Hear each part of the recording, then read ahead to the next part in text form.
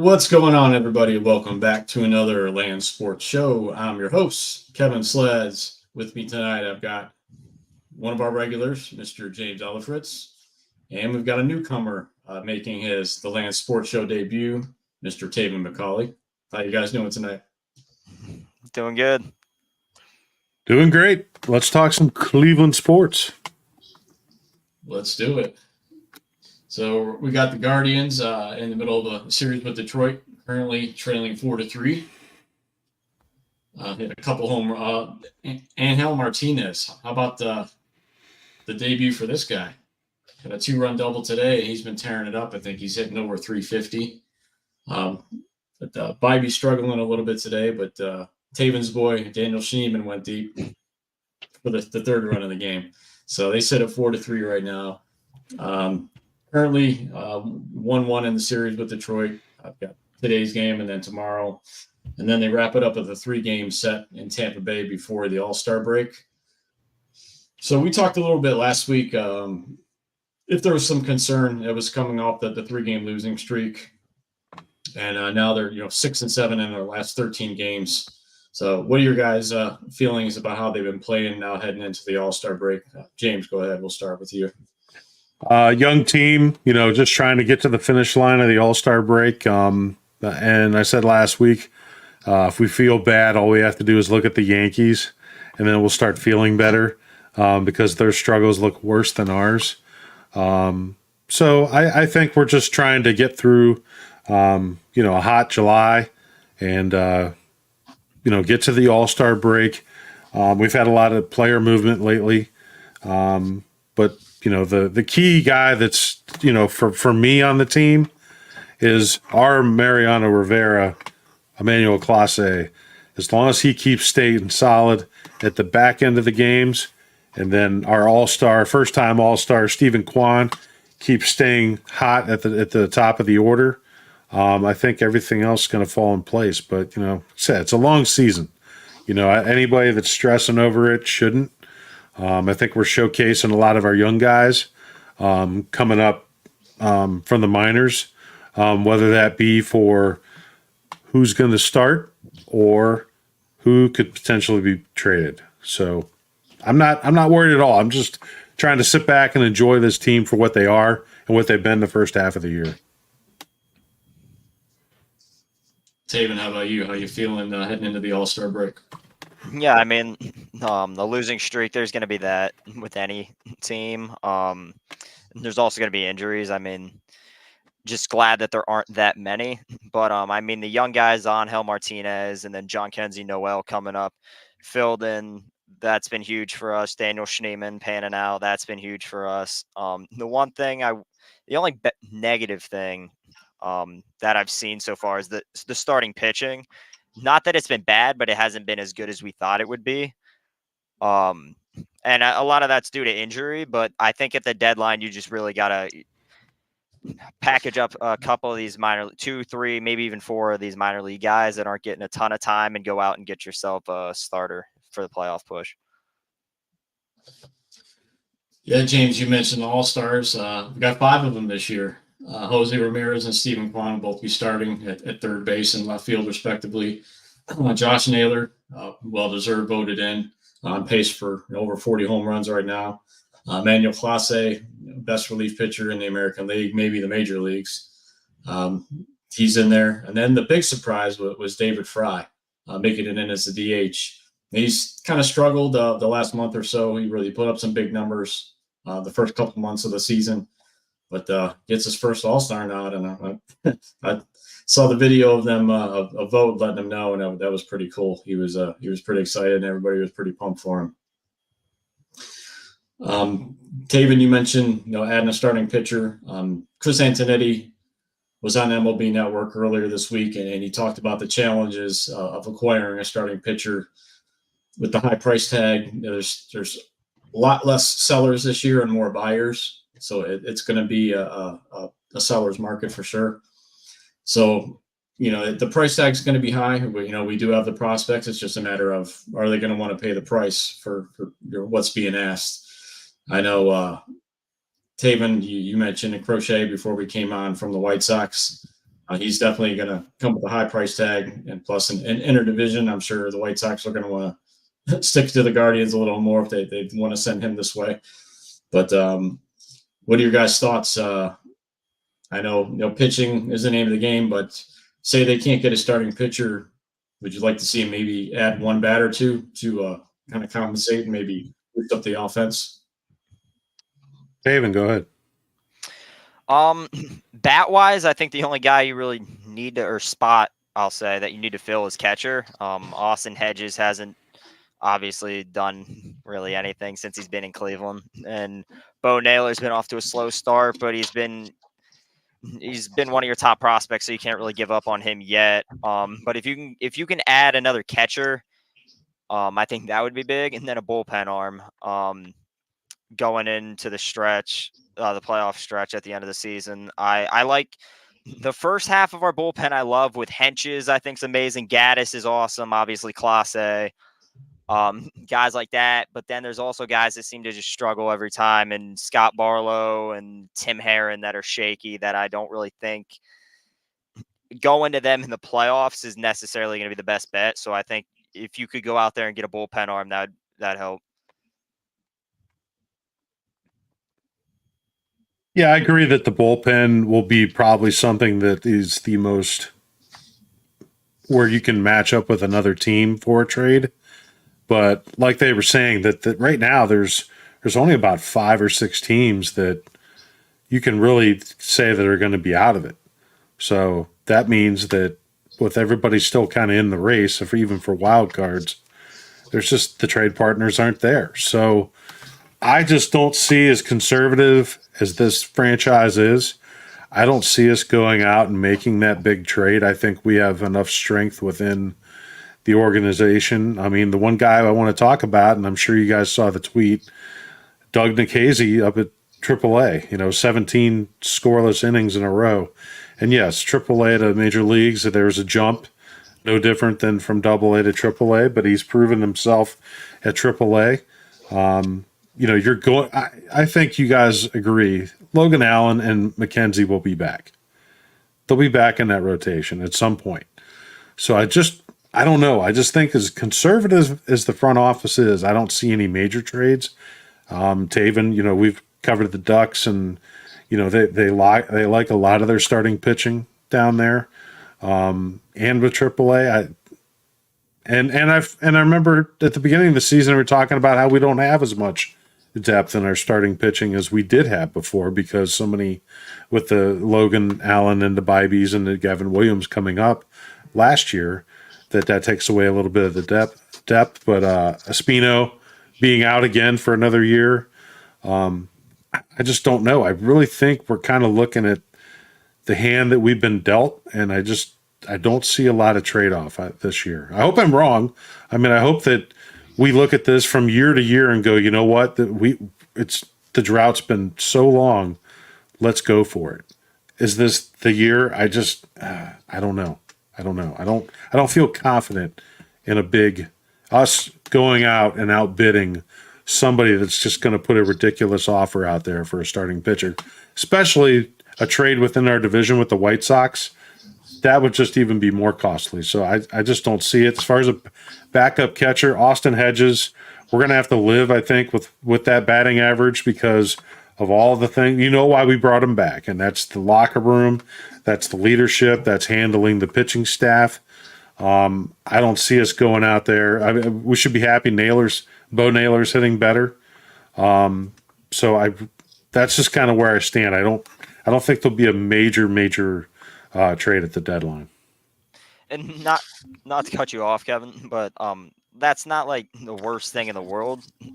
Like you said, playing with the hand that you were dealt, it's just not going to help you out this year because your starting pitchers in the minor league are great. You have Doug Nikhazy coming up, Will Dion, who people have compared to Kershaw. He's in AAA, and then you got one of the best minor league staff in Akron. You have Aaron Davenport, Ryan Webb down there. You have Austin Peterson, who they just brought up, Parker Messick, guys like that who have been on fire all year. So it's just going to take those guys time to come up and not help you out this year. But I mean, down the road, it's going to pan out if you put faith in those guys.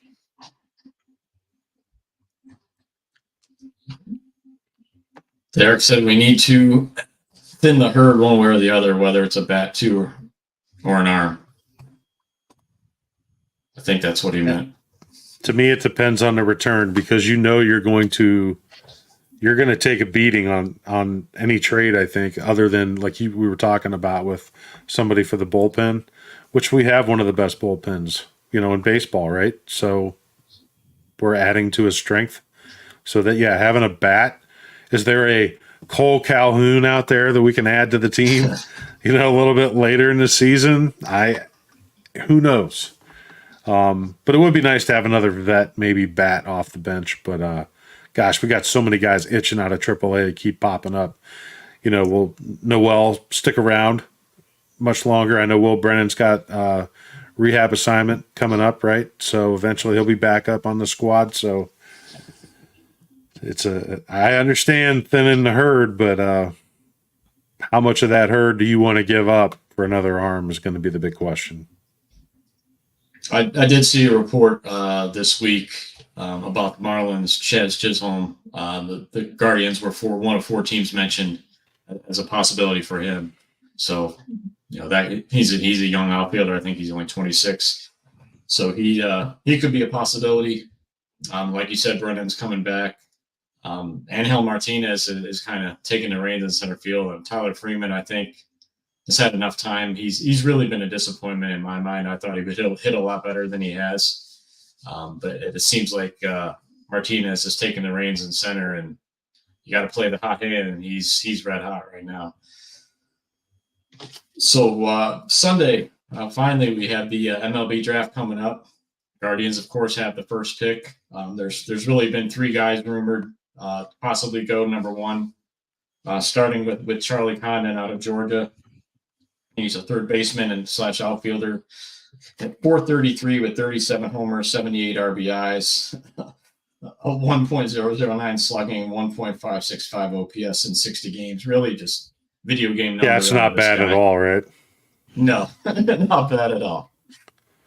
Travis Bazzana is another guy out of Oregon State. He's an infielder and outfielder. Not too shabby himself, hit 407, 28 homers, 66 ribbies. Stole 16 bases with a 911 slugging and a 1.479 OPS, also in 60 games. Then the other guy that's kind of been rumored, he was hurt for part of the year, J.J. Weatherholt out of West Virginia. He's an infielder, plays second, short, and third. In the 36 games, he's hit 331, 8 homers, 30 RBIs, a 589 slugging, and a 1.061 OPS. What are your guys' thoughts for the number one pick from these three guys? Well, we just got done talking about trade chips, right, and wanting to add an arm. Would it be possible to deal this pick? I mean, I've never heard of it in baseball, right? No, yeah, it doesn't. Trading the number one overall pick for somebody that can help us now. I don't know. That's a hell of a list. I mean, Condon's ridiculous. He would love the new improved home run park at Progressive Field. But I heard that they possibly could trade down too. I mean, that sounds like NFL and NBA stuff, but I don't know. I'm leaning into the infielders because that seems to be the hot thing for them. The Royals, the Orioles love to draft middle infielders and athletes that they can potentially move around, not only the diamond, but actually out to the outfield. So, Condon's fun to watch, though, his highlights too. But so we'll have to see. I don't know. I still think maybe Bazzana is probably the guy. Weatherholt being injured for part of the year kind of makes you think about Chase DeLauder a little bit with maybe an injury risk. So I don't know. Let's go bananas with Bazzana. I think it's going to be Bazzana.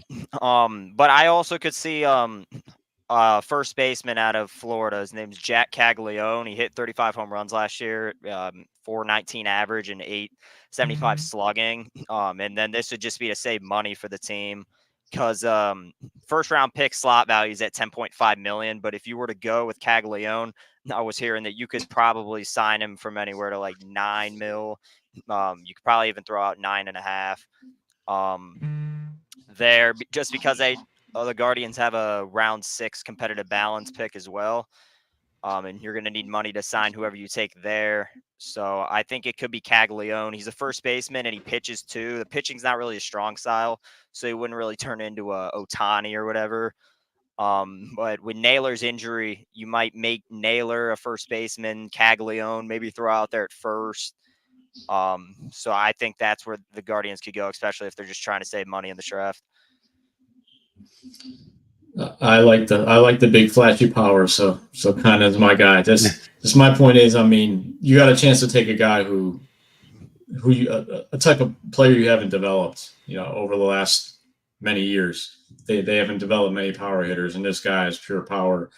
And also, I'd hate for us to pass on him and then watch the Reds take him at 2 and him blossom into, a superstar home run. Yeah, kick our ass in the bat of Ohio. Right.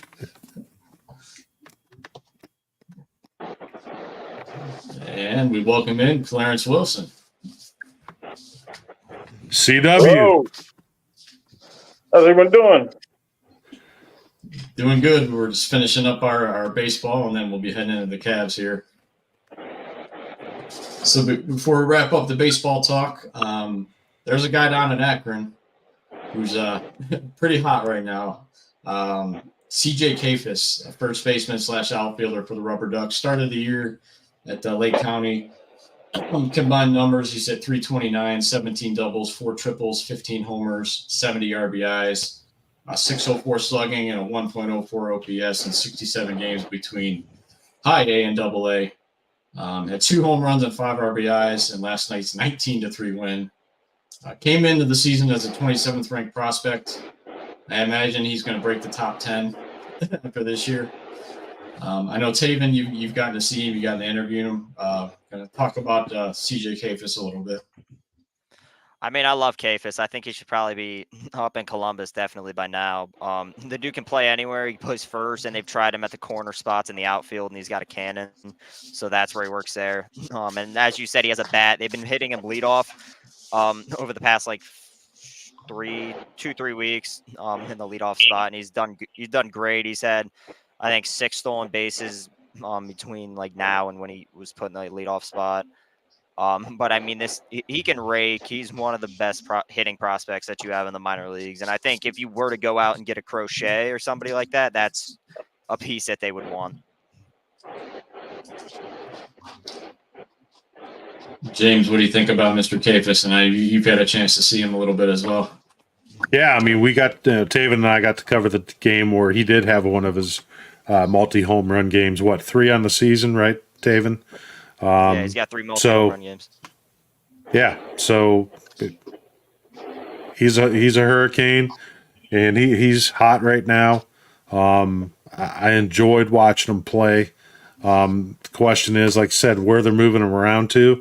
That's the thing about our organization. Just because somebody's one position in the minors doesn't mean they're not going to bounce them around. So, and then that's the point of drafting athletes and guys that can play multiple positions. Look at Schneeman, what he's doing since he's been up. Taven, you called it. Props to you. What David Fry's doing and making the All-Star team, playing in multiple positions. So we can see, is for the money that we don't spend, we can see where the value is and what our organization's doing to find ways to win. And it's just, the Guardians front office and the ownership's got to be sitting there and be like, fans, you need to be quiet. Just sit back and root for this team. Show up. We've had some awesome attendance in the last homestand. So for everybody to keep going to the games. Yeah, I think they're averaging 20 plus per game, 20 plus thousand per game, which is great, and it helps as far as putting money back into the team as well.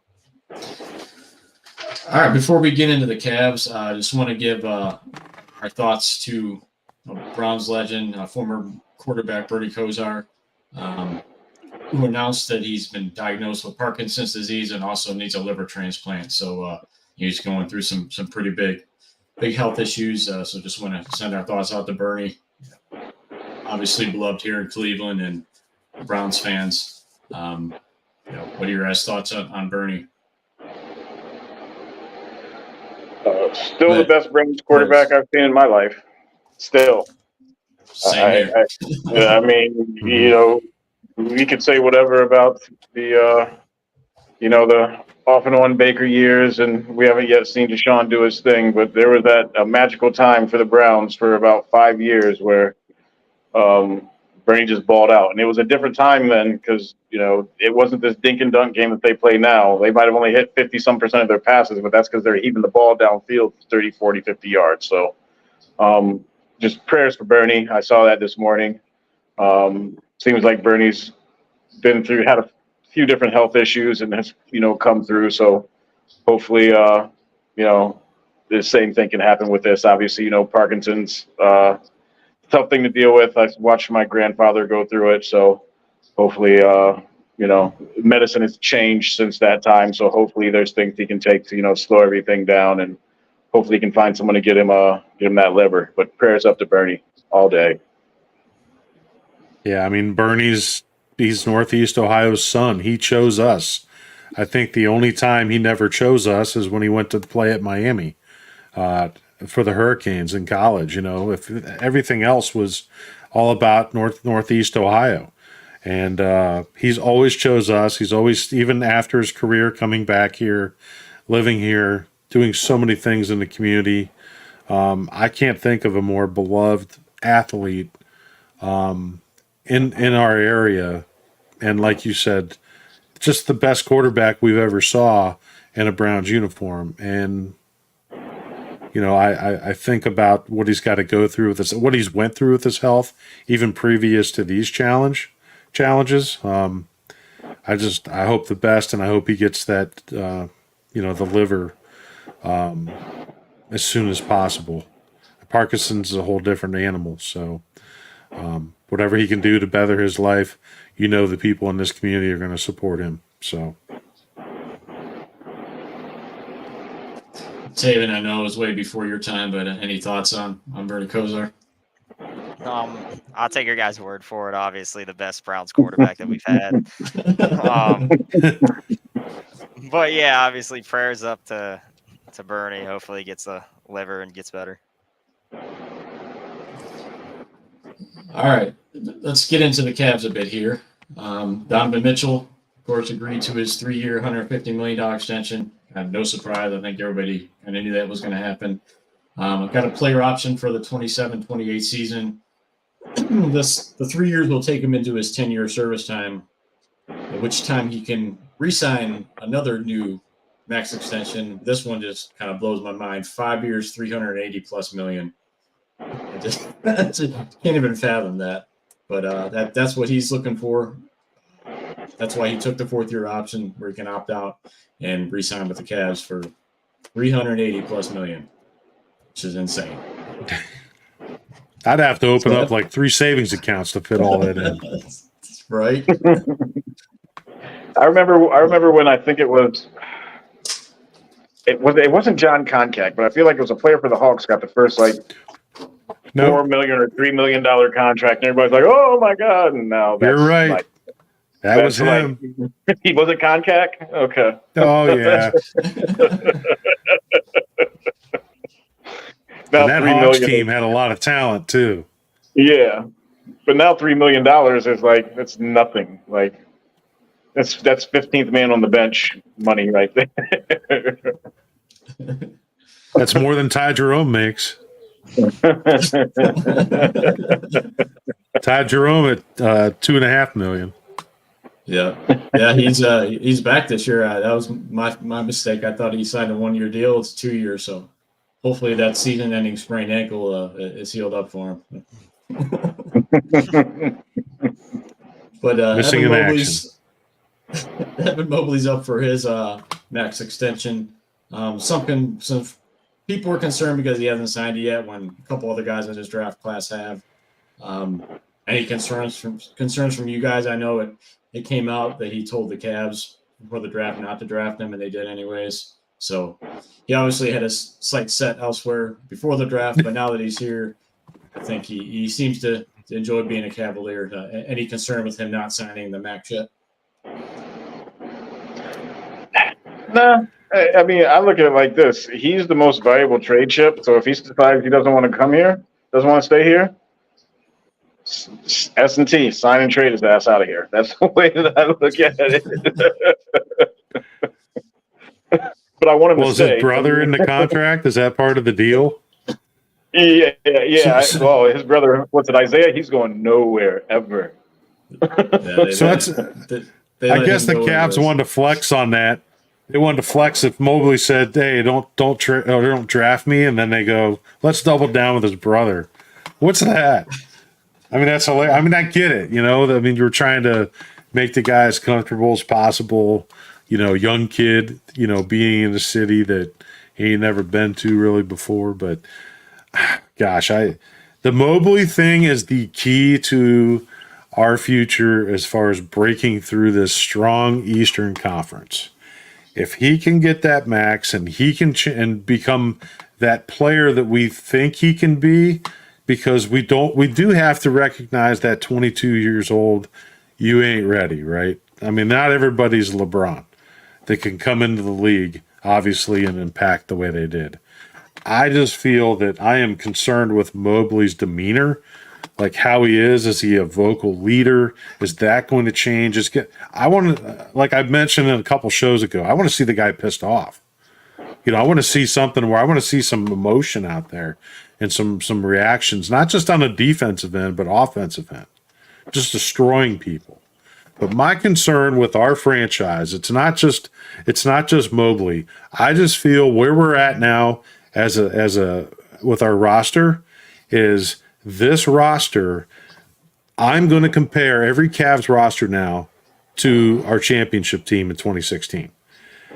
The way our core four, how do any of those guys fit into the big three that we had before? LeBron is LeBron. Obviously, we don't have any number ones on here. I am not giving Donovan Mitchell a number one status as the big three like LeBron was. I see Donovan more as a number two, more like what Kyrie Irving is.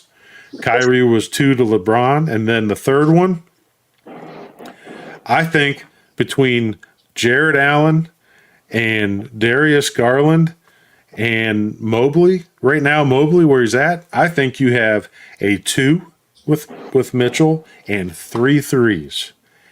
And the only way that we get better is that Mobley becomes a 2 to a potentially a 1. That's just where I'm going to stand. I just don't see this team do it. We didn't improve yet, right? We got Donovan back, but we didn't get better. We had him last year. You know what I mean? Yeah. So for me, made a draft pick. That's been it. Yeah, that's where we're at. We haven't really did anything. Now I don't know that we can do anything based on the salaries and what's available in contracts. We've talked in the past about Brandon Ingram, but I heard Wendy say that he makes $16 million more a year than what Jared Allen does. Well, he wants over $200 million too. He wants a max contract, which Willis doesn't want to give him, and nobody else does either. And Wendy said you can have 2 max contracts and be solid, but the third one you better get it right, because if you're wrong on that, then the rest of the roster is going to suffer. I just Taylor, I'll let you jump in, but I gotta shut James down on this. Did you not watch that man carry this team through when everybody was hurt? I'll put it this way. I kind of thought he was more of a number 2 as well, and it's not because it was because of the stuff that happened in Utah with those teams. I thought he was a baller, but I thought it was just kind of maybe a product of having a big guy like Rudy back there and those teams being set up the way that they were. He convinced me, man. That man is an absolute animal. He is a beast. He is a top 15 NBA player, top 20 at worst in my mind. They made the deal for him, and the problem was we had to give up a whole bunch of assets. I get it, but when you have a chance to make a deal for a guy who can carry you like that, you got to do it. He's a 1 in my eyes. I agree with you. The other guys are 3s. I'll give you that all day long. But you calling that man a 2? Yep. No way. No way. Here's why. No way. Here's how I you don't become care a why. 1. He can't affect the game as a 1 on the defensive end of the court. I mean, okay, but there are a lot Like of guys. Love wasn't that. Yeah, but there's a lot of guys who are scorers. I mean, I would say that Kyrie fits in between that 1-2 slot, and he's not a defensive player at all. And he might be the most gifted ball handler I may have ever seen in my life. I mean, he can get anywhere on the court he wants to. I mean, that's just the way he is. But defensively, he's not strong. But I mean, as far as like top options, like I said, to me, Spider's top 15, top 20 in the NBA. Yeah, so I can't wait to watch him in the Olympics. Oh, wait a minute. He's not. He's I mean, not they on only the take roster. how many guys? They only take how many guys? Yeah, but who And they they- just and they- pulled? and They they- just they pulled went for- the they guy went for from the. Who's the position, guy from the Celtics? Derek Who's the White. guy They from took, the? they took Drew Holiday. Yeah. They took him for defense. Right. So So then why did Donovan plays defense? James, are you trying to tell me Tyrese Halliburton is better than Donovan Mitchell? If you do, I will jump through the screen right now. Not from a scoring standpoint. Get him, Taven. Get him. Taven. Well, yeah, I think Mitchell's a 1. Obviously, he carried the team like from last year. He had 71 points. I agree that Allen's a 3. Regular season. I think Mobley's a 3, but I don't think Garland's even a 3. I think Garland's more like a 5. And at least the way he played last year, especially with Mitchell, I think you got to deal Garland somehow because him and Mitchell just don't mesh together. Just the two guards don't kind of work. I think Dallas is really the only team that makes the two guards work, and Luka's not even really a guard. He's more of a forward. Yep. But I don't know. I don't think Mitchell's a 2 because if he's a 2, then you're gonna have to get a top 10 player. And then what are you going to have to give up? Mobley, Garland, and then probably somebody else. And then you're not really going to have a bench. I think the era of super teams is also kind of dead, too. I mean, you look at the 2 teams that went to the finals. The Mavericks had Luka and Kyrie, and who was even the third? Derek Lively. And then Boston had Tatum and Brown and White. And the rest of the team was solid, but they didn't have like a standout 3 player. So. Everybody on Boston can guard and defend. That's the thing that the Cavs don't have. They have big wings, and everybody can play off. They can score and play defense. And until the Cavs get a wing, like I've been screaming for, the Cavs have. I've said it. I don't know how many podcasts. The Cavs have not had a legit 3-man that's not LeBron in my lifetime. I don't think. Honestly, like the guys that we looked at back at Ron Harper, he was a 2. Larry Nance, he was more of a 4. I'm trying to think who else. Obviously, Mark Price is a guard. I mean, who's the best 3-man we've seen? Darius Miles? Like, I mean, really? We call Thought it was your boy J.R. Alonzo G. Smith a 2 or a 3. J.R. Smith's a 2. He was a 2. Yeah, he's a 2. Yeah. Yeah, I agree as well. Mitchell's a 1 in my mind. I think, like Clarence, they have a 1 and 3 threes. I think Mobley has the potential to be a 1. Garland, after last year, yeah, I could, like Taven said, I could label him a 5. But they have to trade. In my mind, they have to trade either Garland or Allen or both and build around Mitchell and build around Mobley. Because I just don't think the backcourt's going to work with those 2. Maybe Kenny Atkinson can get more out of Garland than JB. He better. He's going to have to because that's what they've got. When he comes back from France. That's my next point is, a lot of people are screaming, why aren't the Cavs making moves? Why aren't they signing guys? Why aren't they making trades? Right now, they're kind of strapped and they're waiting on the Okoro situation because they gave him the qualifying offer for $11.8 million. So he's yet to accept that. If he accepts that, he'll play for that and then be unrestricted free agent next season. But they're allegedly talking to teams about signing trade deals. But as Mr. Windhorst pointed out, signing trade deals are a little difficult because unless he signs a contract over $17.8 million, the outgoing salary goes off last year, which was I think 8.9 million, which means the Cavs can only take back half of that, which is roughly 4.5 million. What's that going to get you? Nothing. So you're going to have to include another guy like Harris LeVert. I know they're talking to the Nets about Cameron Johnson, who I would love. He's a 3-and-D. Also, Dorian Finney-Smith on the Nets, not quite as attractive. And also DeAndre Hunter from the Atlanta Hawks, because they're kind of in rebuild mode now. So that's the guys we're looking at. Like I said, it's going to be difficult. You know, LeVert has some value being an expiring contract coming off the books after this year. So maybe a LeVert and a Okoro can get something like that done, and maybe you can get a big from one of those teams, because right now you've got Allen and Mobley. That's it. That's your bigs.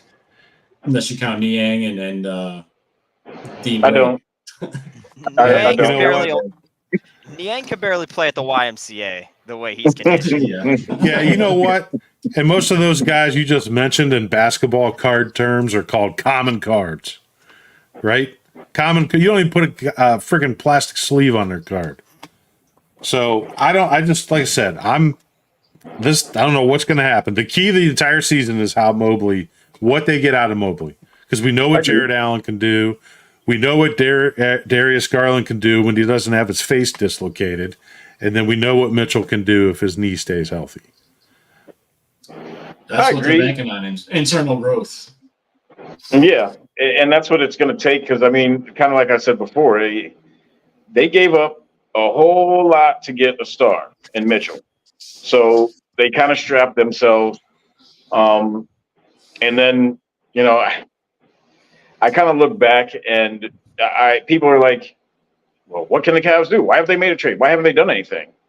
We just explained it. Like, they really can't at this particular moment without dealing Allen or Garland. I'm on team deal Garland. The playoffs was enough for me to watch that man get all the way to the bucket and turn it over or throw it off the backboard or whatever he was doing. Not scoring is what was happening, basically. So I'm okay with dealing him. But I feel like the only way that they are going to get better is, like we said, is Mobley, personally, him getting better.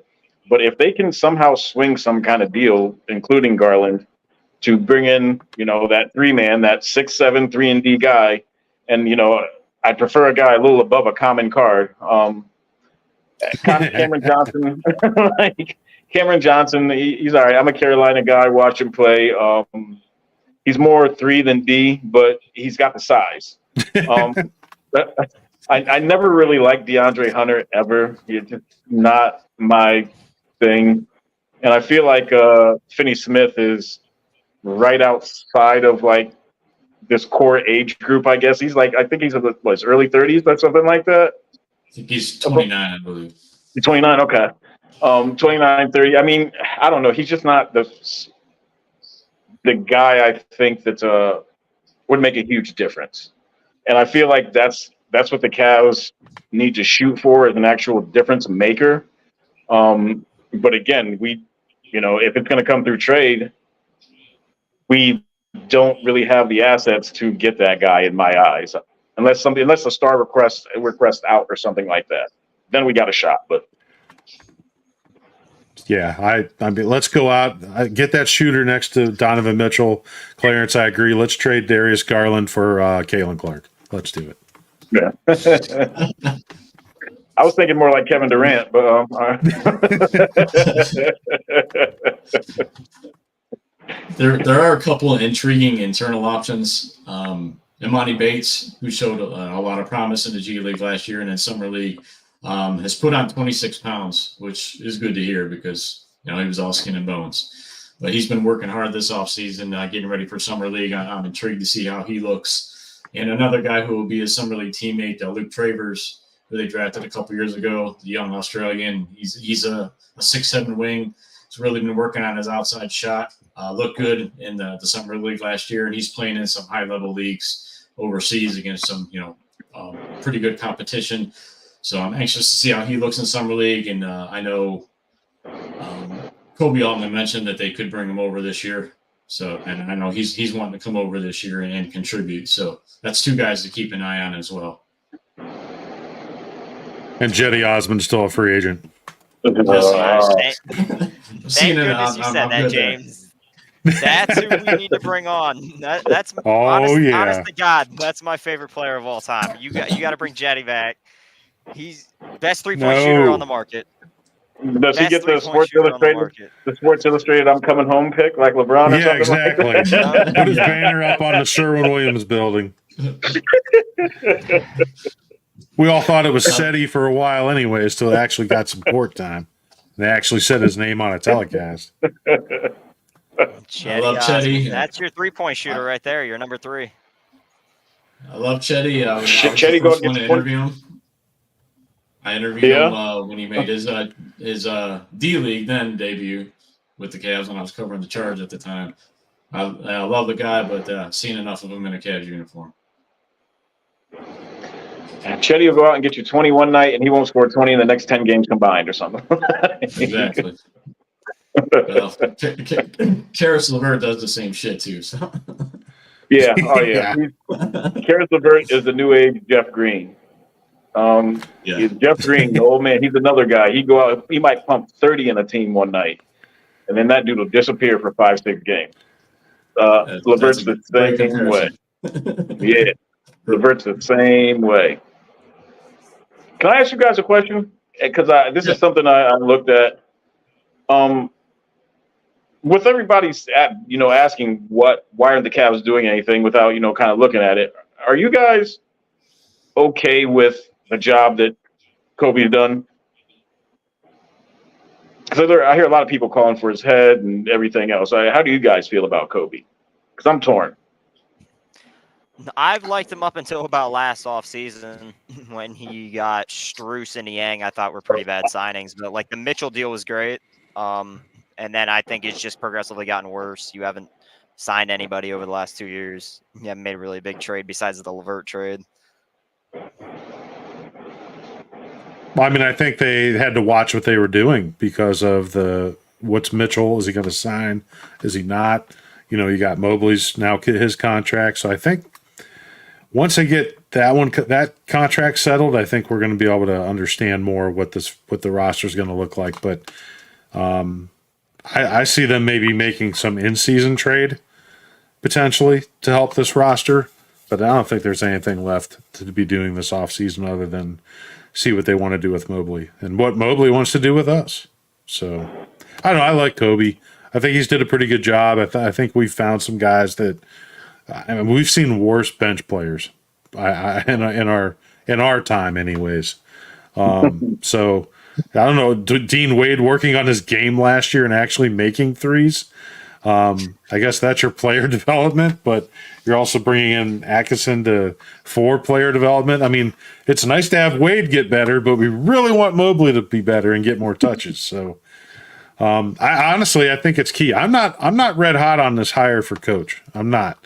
I really think that this is going to be a big year, whether or not they can stay up in the top 4. Because I just don't see them sticking in the top 4 unless there's some injuries that happen above them, like last year with Giannis and Embiid.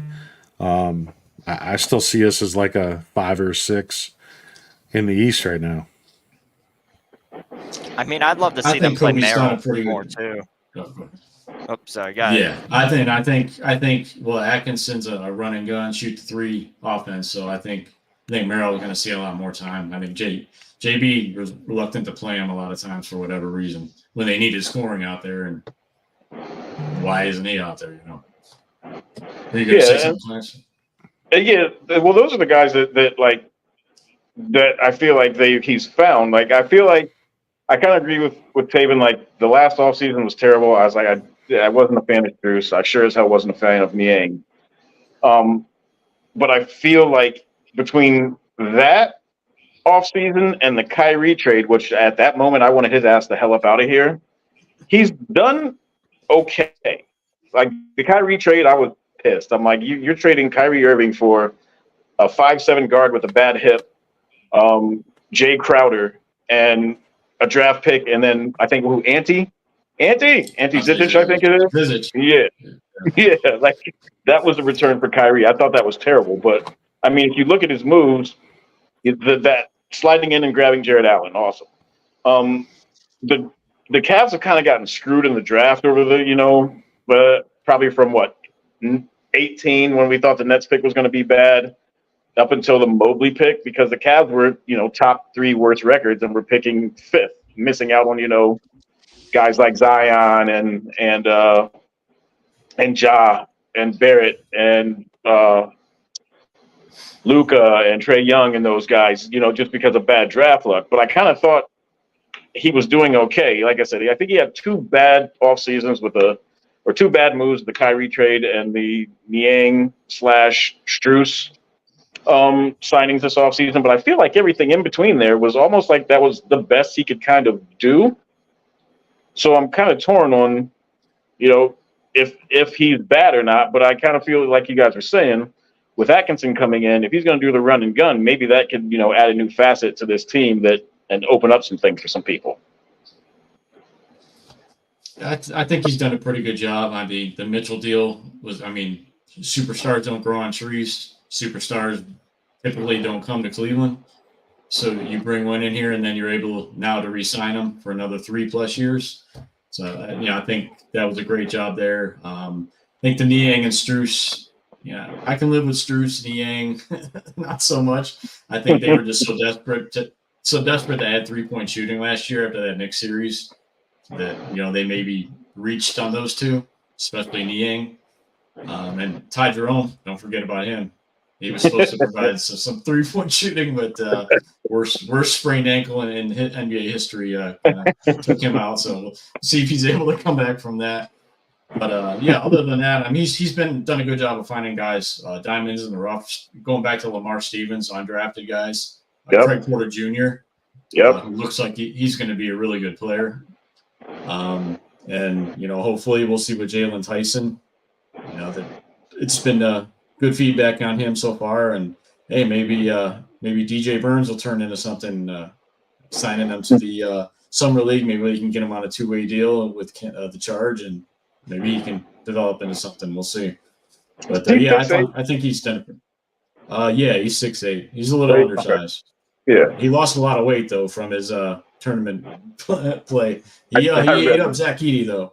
He schooled Zach Edey. That Purdue. Clarence, you mentioned a name, and I was just on his Wikipedia. Ja Morant. Talk about somebody that needs a change of scenery. And if you're going to go 2 smallish guards in the backcourt, he's an inch, but he's a huge 1 inch taller than Darius Garland. Darius Garland's from Tennessee. Talk about a homecoming there. Works for me. Now, of course, that wouldn't be straight up. We'll throw in Niang. Yeah, the icing on the cake. Let's do a mega deal for Ja Morant. He was my favorite player coming out that year. I liked him more than Zion. I did. A Morant Mitchell backcourt would be pretty damn scary. Explosive. We would need that against the Knicks. Yes, we would. Knicks are going to be a problem. They've built that team around a bunch of guards and wings now who can they're 2-way players for the most part. So they're going to be tough. And the Cavs, that's what they're missing right now, man. They need a 3. They need a 3-man. Io's a 2. I don't care what nobody tells me. He's 6'5", great defender, but he's a 2. They need a 6'7", 6'8" guy who can score, but most importantly, on top of that, play defense. They've got to play defense. Yeah, we'll see. I know they're, like I said, they're trying to do some sign and trades with Okoro. Not bringing in any big names, but maybe a Cam Johnson can fit in well and with an Atkinson run team and with this lineup. So we'll see. But hopefully they get something done here pretty soon. I know there's not many free agents left. I know they got a little bit of money to spend, but they need to add a big as well. I don't think they're going to bring back Tristan Thompson or Jones. So we'll see. Any other last thoughts from before we wrap it up?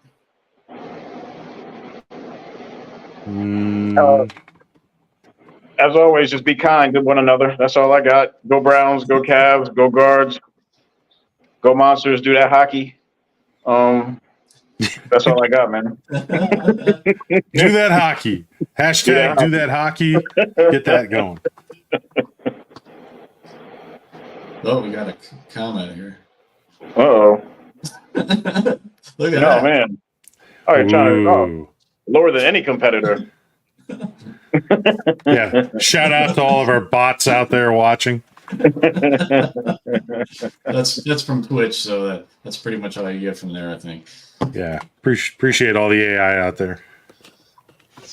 All right. Appreciate you guys joining us. Appreciate you hopping on for the first time, Taven. Yep. Thanks for having me. Everybody have a great week, and we will talk to you next week.